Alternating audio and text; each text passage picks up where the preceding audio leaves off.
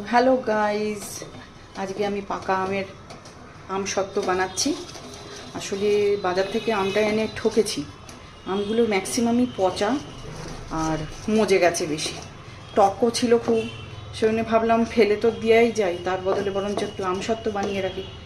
আর এইরকম আমসত্ত্ব আমি first time বানাচ্ছি, কারণ রোদে দেওয়ার একটা ঝামেলা আছে। যেহেতু আমাদের এখানে রোদের একটা সমস্যা আছে, সেই জন্যে ভাবলাম যে ইনস্ট্যান্ট এই আমসত্ত্বটা বানিয়ে দেখি কেমন লাগে। আমসত্ত্বটা বানানোর সময় আমি এর মধ্যে ম্যাঙ্গো পাল্পটাকে ভালো করে গ্রাইন্ড করে নিয়েছি, আর এর মধ্যে দিয়েছি চিনি, একটু নুন, ভিনিগার, আর যেটা হচ্ছে ম্যাজিক পাউডার, মানে এই যে কর্নফ্লাওয়ার। এই কর্নফ্লাওয়ার আমি 2 চামচ দিয়েছি, আর এটাকে অনবরত নাড়িয়ে যাচ্ছি। দেখা যাক রেজাল্ট কী হয়। কারণ এই আমগুলো ভাবলাম এইভাবে আমাকে ঠকালো, তার থেকে বরঞ্চ কিছু একটা বানাই। তাই ভাবলাম আমসত্ত্ব ছাড়া আর কোনো গতি নেই।